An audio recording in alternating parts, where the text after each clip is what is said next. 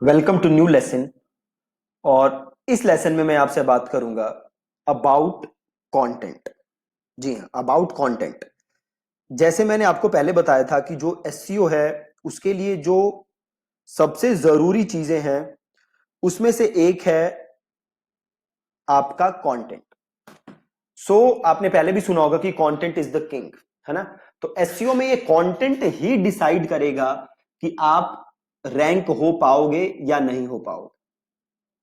अब पहले क्या होता था गूगल पे कि आप बेकार कंटेंट डाल के भी रैंक कर सकते थे, but that's not the case at this moment. अब सपोज करो, एक सिंपल सिचुएशन लो कि आपकी ये वेबसाइट है, ठीक है। इनफैक्ट वेबसाइट रैंक नहीं होती, हमने बात की थी क्या रैंक होता है, वेब पेज।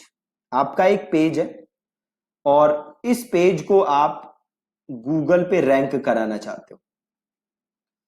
अब एक बात बताओ, क्या आप अकेले हो जो कि अपने पेज को रैंक कराना चाहते हो?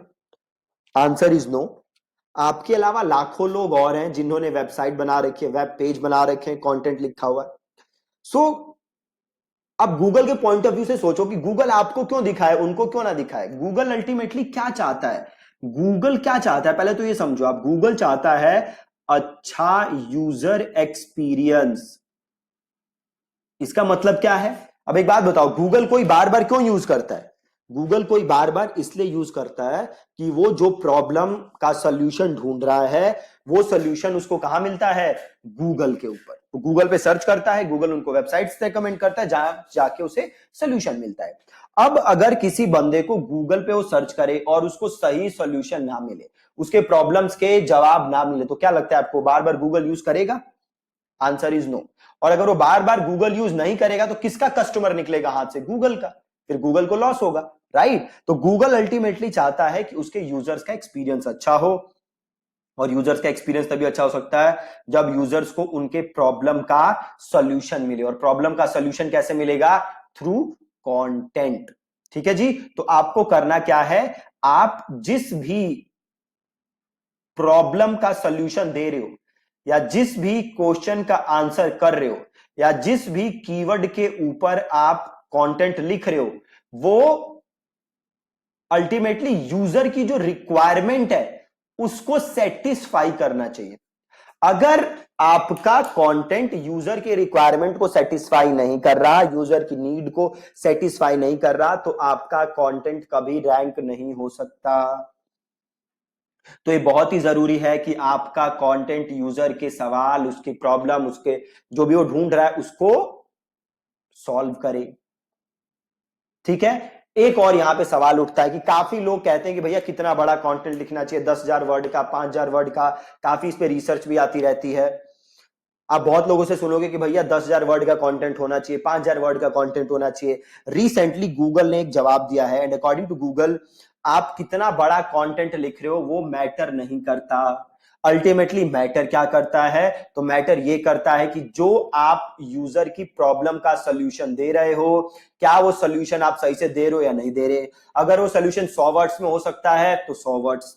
अगर वो सॉल्यूशन देने के लिए आपको 5,000 वर्ड्स चाहिए तो 5,000 वर्ड्स। अगर वो सॉल्यूशन देने के लिए 10,000 वर्ड्स चाहिए तो 10,000 वर्ड्स, राइट। अब अगर जस्ट लिख रहे हो कि भैया पेंसिल क्या होती है और इसको लिख दिया 10,000 वर्ड का कंटेंट, अनरिलेटेड कंटेंट जिसका कि यूजर के सवाल से कोई मतलब नहीं, तो कोई फायदा नहीं होने वाला।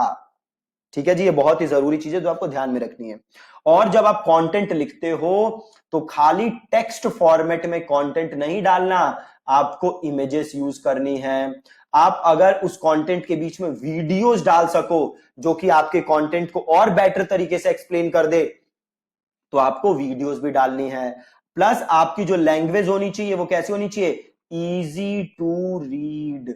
अब अगर आपका लैंग्वेज ऐसा है कंटेंट का जो कि बड़ा ही मुश्किल है, किसी को समझ नहीं आ रहा, तो अगेन उस कंटेंट का कोई फायदा नहीं है, क्योंकि वो यूजर के अल्टीमेट प्रॉब्लम को सॉल्व नहीं कर पाएगा।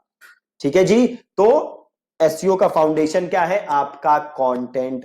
सो मेक श्योर आपका कंटेंट अच्छा है। अच्छा कंटेंट बनाने के लिए आपको यूजर के प्रॉब्लम के जवाब देने हैं। और कंटेंट अच्छा और कैसे बना सकते हो, उसमें इमेजेस डालो, वीडियोस डालो, और वो रीड करने में आसान होना चाहिए, रीडेबल होना चाहिए। ठीक है, सो that's it about the content. आगे के लेसन्स में मैं आपको समझाऊंगा भी कंटेंट स्टार्ट कैसे करना है लिखना, राइट। So that's it. और फ्रॉम दिस वीडियो कल की जो लेसन है वहां से हम सीखेंगे कीवर्ड्स के बारे में, ठीक है, कि कीवर्ड्स कैसे रिसर्च करने, क्या क्या टूल्स हैं। सो 2-3 लेसन्स आपके कीवर्ड्स के ऊपर आएंगे, ठीक है जी। So that's it from today's video. आज की वीडियो में बस आपको एक चीज सीखनी थी कि कंटेंट की लेंथ क्या है, फर्क नहीं पड़ता, यूजर के सवाल का अल्टीमेटली जवाब देना चाहिए, और कंटेंट आपको लिखना है विद इमेजेस, वीडियोस, और वो इजी टू रीड होना चाहिए, ठीक है। इतना ही है इस लेसन का crux. Thank you so much for watching this lesson. कल मिलेंगे नेक्स्ट।